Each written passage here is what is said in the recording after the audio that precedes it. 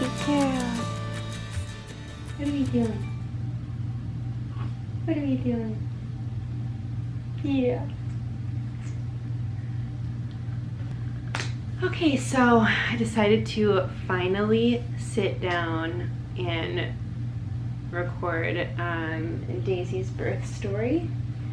This is Daisy. She is going to be 3 months old tomorrow. You say hi. Who's that? Who's that baby?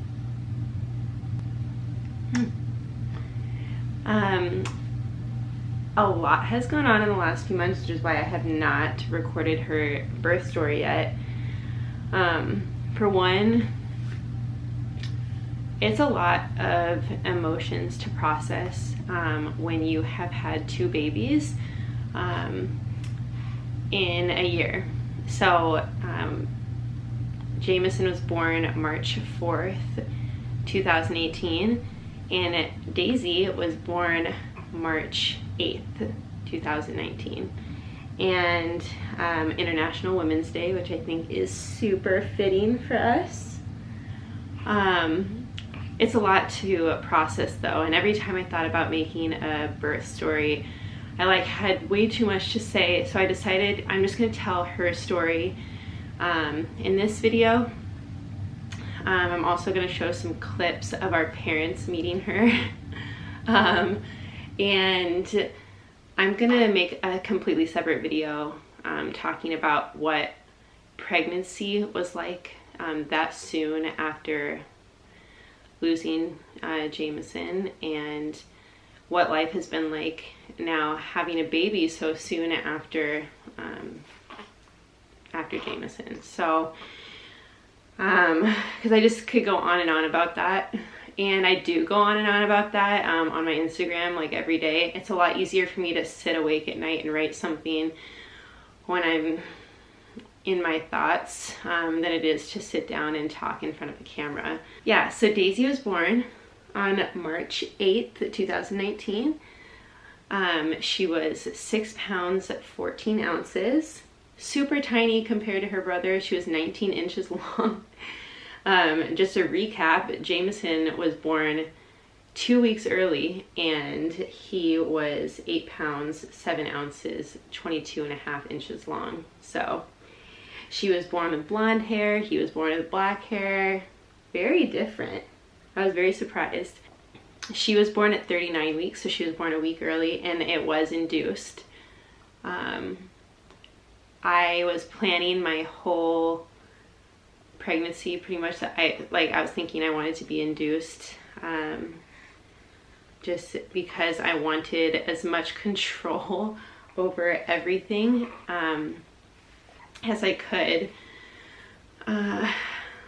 The pregnancy was pretty stressful, but again, I'm going to go over that in a different video. But a lot of people were asking why I waited till 39 weeks to be induced with her. Since Jameson passed at exactly 38 weeks, everyone's like, why would you wait? I did not want to wait. I wanted to be induced at 37 weeks. I didn't even want to come close to the 38-week mark.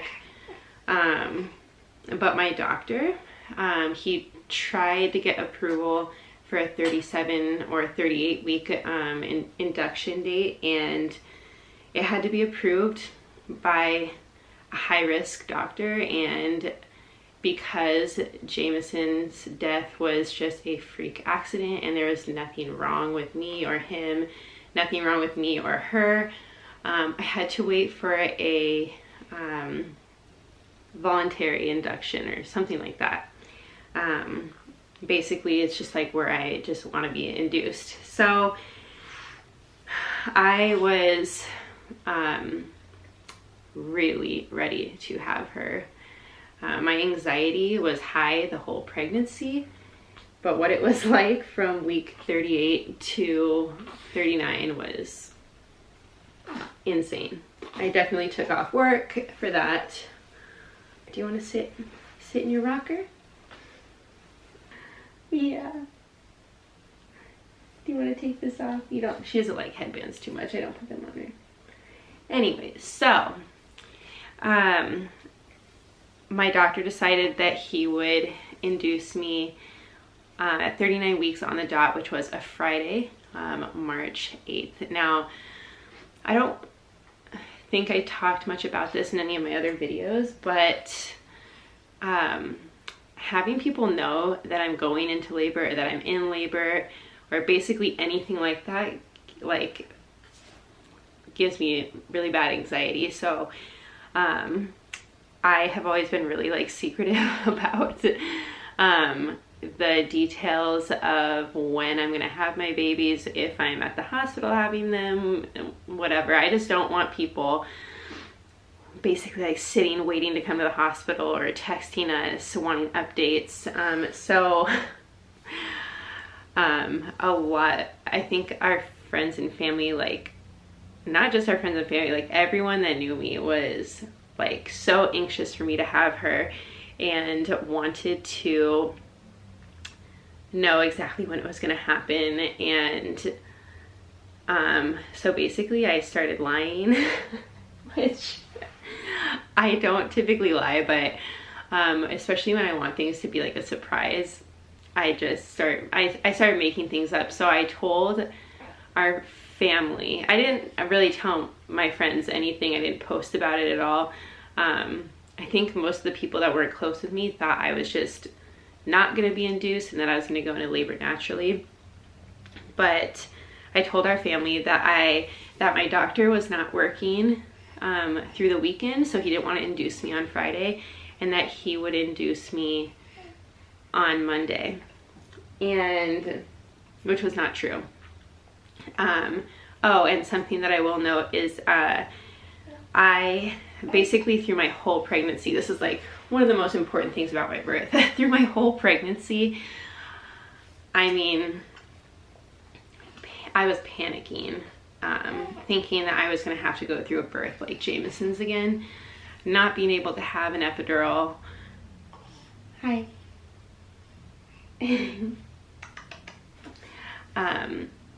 Because, you know, the anesthesiologist from my last birth, both of them told me that I was not able to get an epidural due to the multiple spine surgeries that I've had in the past. So I made it very, very clear to my doctor that I didn't really care what happened. My two most important things, as long as these two things happened, I didn't want to have a cesarean, and I wanted to have an epidural. And one of the biggest reasons I was afraid of a cesarean is because I'd have to be put under general anesthesia, because I've been told I can't have an epidural. So that's like the last thing I wanted. I didn't want to miss her birth. And we were also told that once someone is under general anesthesia, your partner can't be in the room with you.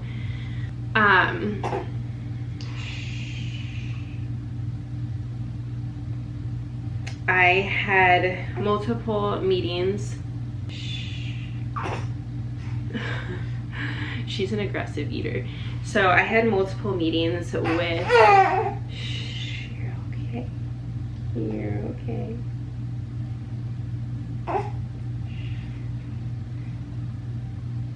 So I had multiple meetings with... Are you kidding me?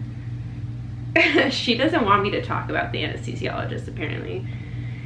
I had multiple meetings with the different anesthesiologists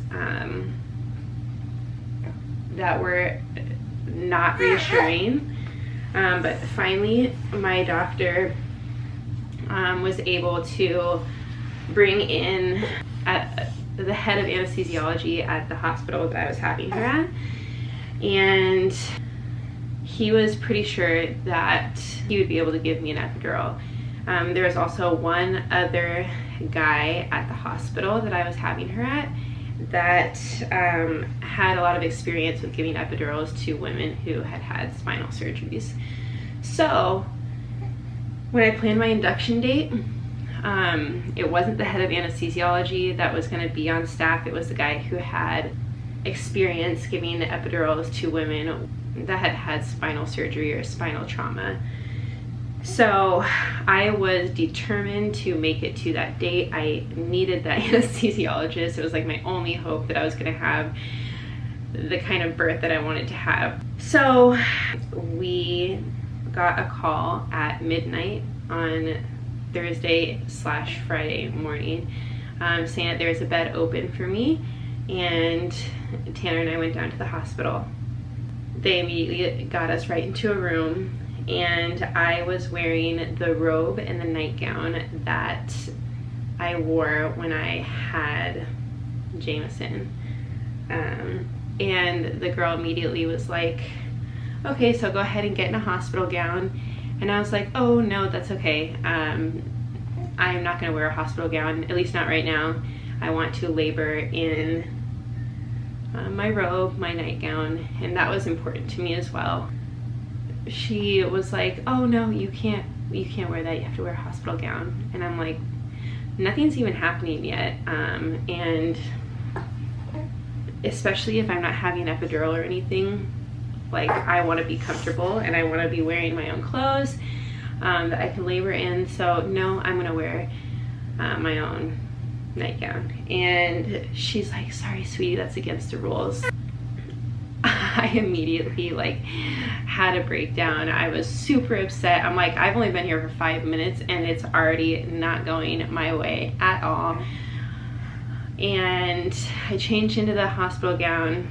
I then went ahead and called my best friend and doula, Emily, and girlfriend, what's going on here? And I told her I was super upset. I told her what happened, and I was like, can you just come down? I just need someone else to like be a voice for me. So she went ahead and headed down. So my night nurse comes in and she starts, you know, giving me the Cytotec pill to get labor started. And I expressed to her that I was upset that I couldn't wear my nightgown, and she's like, oh no, you can wear whatever you want. So that was just really unnecessary and weird, and I changed back into my nightgown, and I actually got to wear it the whole time, and that's what I was wearing when she was born. So anyways, she gave me the Cytotec, and I went ahead and tried to get some sleep, even though I was having like mild cramping. Around 4:35 o'clock in the morning or something, the nurse came in, and I told her like I was having cramping but nothing crazy. They checked me, I was like a 1 or a 2, and she was like, okay, well we'll start the Pitocin. And I was like, nope. I was like, you are not starting that Pitocin until I know if I'm gonna have my epidural or not. And so I went ahead and waited till 7 o'clock when my doctor got to the hospital, and he got in, and he was like, cool, yeah, we'll go ahead and get the anesthesiologist in here. He's gonna be here at 7:30. And he said, we do have a cesarean scheduled at 7:30, but I will see if that patient's okay with waiting so he can do your epidural first. And I was like, cool. So he came in at 7:30, and this was like the most nerve-wracking part of my birth. I was like on the verge of tears, because this was basically the moment I was gonna know what the rest of my birth was gonna be like, and I was terrified. And he had me assume the position, and about maybe 3 minutes into it, he goes, guess what? And I said, what? And you know, thinking he was gonna give me some kind of bad news, and he said, it's in, it worked. Easiest epidural I've done all day. I was ecstatic, to say the least, and I thanked him a million times. And I had like the perfect epidural. I was able to move my legs, but I was basically feeling no pain whatsoever, but I still had like control over my body. So they started my Pitocin.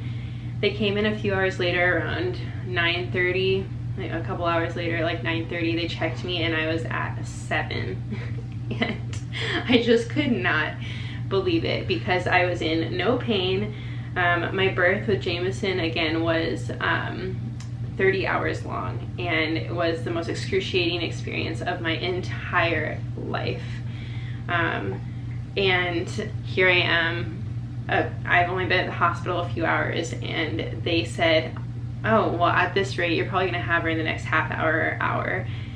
And then I was just like, I started getting super nervous because I like wasn't ready to have her that soon, because I just assumed that I would probably be in labor for at least 24 hours. So I started getting really nervous, and I think at that point is when Carol came. She might have shown up before that check, but Carol again is Emily's mom. She's a good family friend of mine, and she is a midwife, and she was there for Jameson's birth. It was important to me that she was there. And then also, I think it was at that point that I called my videographer, and I was like, you should come down here now because I think I'm gonna have her soon. So my videographer slash photographer showed up. So the people in the room were Tanner and Emily, my doula and best friend, her mom Carol, who's also a good friend of mine and midwife, and then my photographer. So they came back in around 9:30 or 10, and they're like, do you feel like you need to push? And I was like, no, I don't feel anything. I was having like some round ligament pain. Every time I would get a contraction, my whole like abdomen would shift really far to the right, and I was having some pulling like pain on my left side, but it was like nothing compared to my labor before, so I wasn't really complaining about that. They checked me and I was still at a 7, so I started to get a little bit worried, but I just wanted to make sure that I was still progressing and that I wasn't just gonna stop at a 7. They came back in at like 11 or 12, and I was still at a 7. At that point, I think is when they decided that that they thought that she was face up. The optimal position for birthing babies is facing your spine, facing backwards. Since she was face up, her forehead was getting caught on my pelvic bone.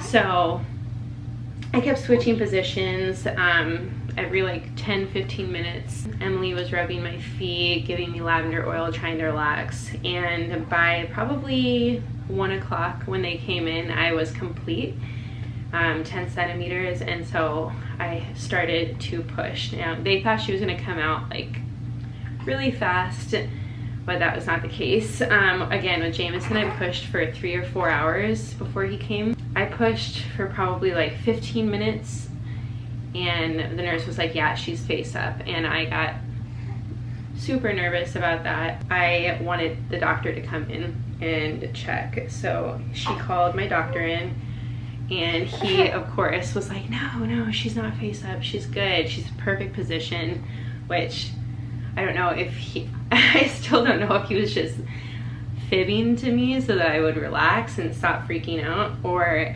if he just couldn't tell. I don't know. I pushed for 45 minutes until she came out, or 45 minutes, an hour, or something like that. You're drooling all over my shirt. So, sorry, there's a drool spot. My doctor ended up right at the end, and I didn't know this until the next day. He actually broke my tailbone from the inside out, which is just like what it sounds like. He basically was trying to help her head come out and pushed hard enough on my tailbone that it cracked, and I really wish I could cover this spit that's on my shoulder. He pushed down hard enough on my tailbone that it cracked. So that was basically the only pain I was in, recovering from her birth, because everything else went so perfect. Something that I didn't really plan on doing that I did that I am so happy happened is I'm not a visual person. I don't want to see what's happening, but I like to feel. So the whole time I was having Jameson, the whole time I was having her, I was controlling everything I was doing by feeling their head coming out. And so my hands were already down, and my doctor said, reach down and pull her out. And I just instinctively reached down as her shoulders came out, and I put my hands under her arms and pulled her out myself onto my chest, which just, the whole thing was so empowering and healing for me, to be able to feel like I just had basically everything that I wanted in her birth, which was nothing like what I wanted in Jameson's birth. But you know, after what I went through with Jameson, it's what I needed with her, and to feel like I was just in control and to pull her out myself. It was just amazing, and I loved that I wasn't in any pain. The amount of pain that I went through with Jameson, I just was too traumatized to, I mean, I wasn't too traumatized to do it again. Obviously, I signed up to do it again, knowing that I likely would have to. But that's what I would do to have my babies. So I would go through any amount of pain to have my babies. So obviously I signed up for that, but if I had an option, I wanted it to be painless, which it was. And if we have any more babies, I really hope that I can get a hold of an anesthesiologist, because it was amazing. She was born at 2:15 p.m. She latched on right away, which again was just like so amazing and healing for me. I think it was like maybe after I had my, you know, golden hour with her, we moved to a regular room. And are you talking? Are you talking? And we stayed until, hi, what are you doing? Are you being silly? We stayed until just basically 24 hours. I wanted to leave right away, but they made us stay 24 hours because she was jaundiced and really bruised from hitting my tailbone. But at the 24-hour mark, they made sure she was good, and we left and went home. Now at this point, literally not a single person knows that we've had her, just the people who are at the hospital. And we wanted to surprise everyone. And again, everyone thought that we were gonna have her on Monday, and it was only Saturday. The first people that we had come over, we just started kind of orchestrating things with people.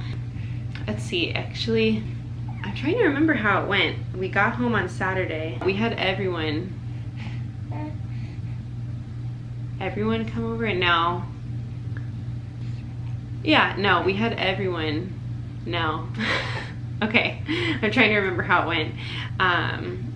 We actually just texted Tanner's brother and his wife, and we just asked, we said, hey, do you guys want to do dinner at our house tonight? I told them, you know, I'm kind of having contractions. I don't really want to do anything, kind of laying low because I want to make it till Monday. Do you guys want to come over? And so they're like, yeah. And so they picked up food and brought it over. And I am so, I'm so sad, because I recorded their reaction when they came into our house and saw her, and it was the sweetest video I've probably ever made. It was even better than their reaction when I told them I was pregnant with her. Okay, now say you're gonna have a little sister. I'm 14 weeks pregnant.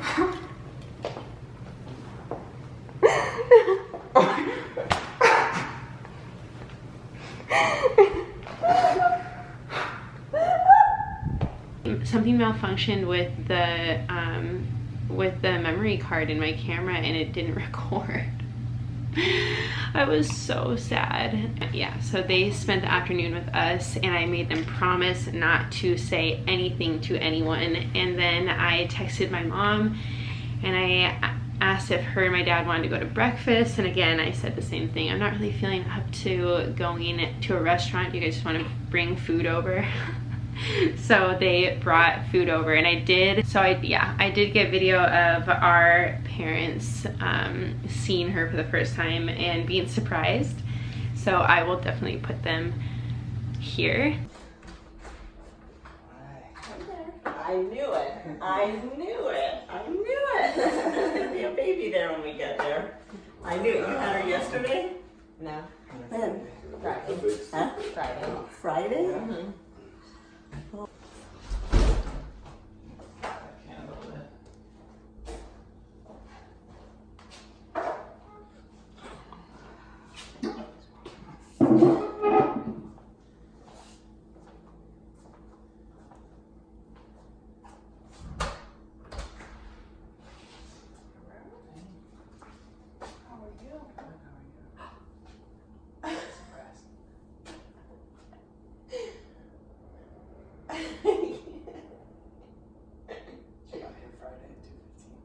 Oh my gosh, where'd you guys get this a secret?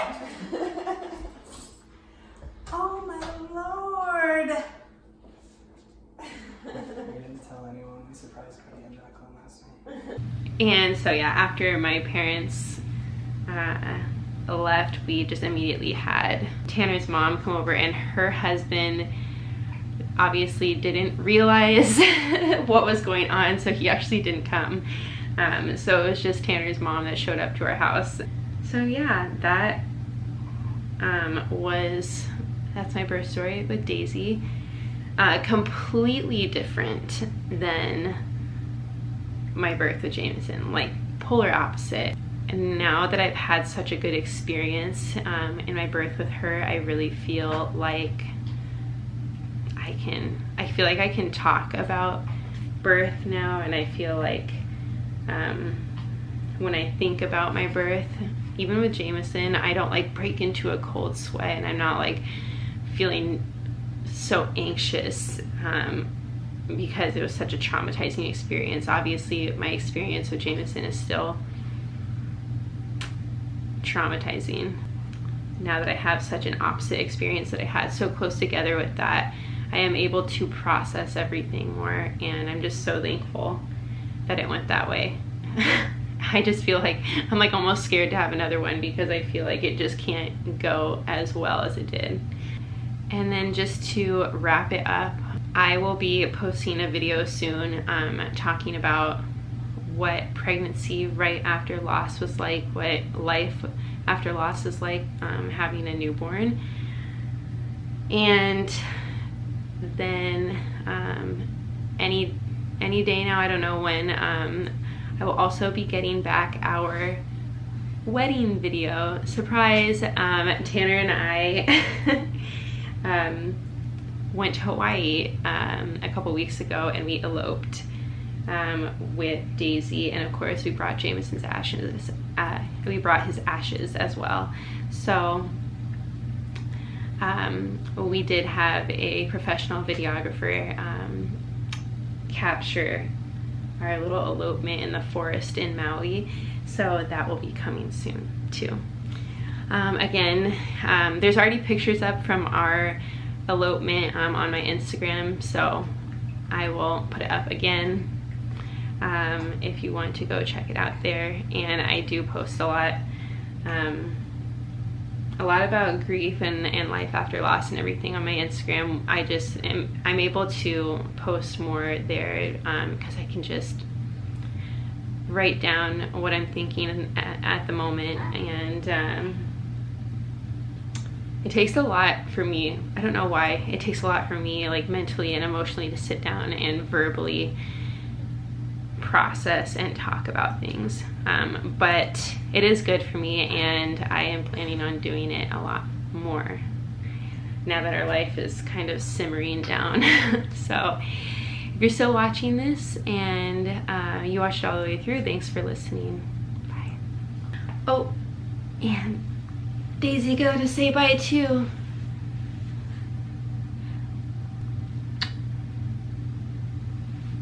Can we get a good thumbnail in here? Can we get a good thumbnail?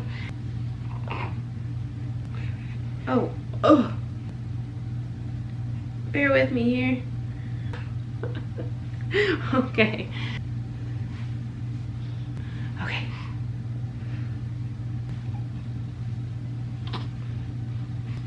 Can you smile? Beep, beep, beep.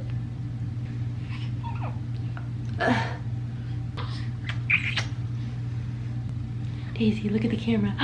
Who's that baby in the camera?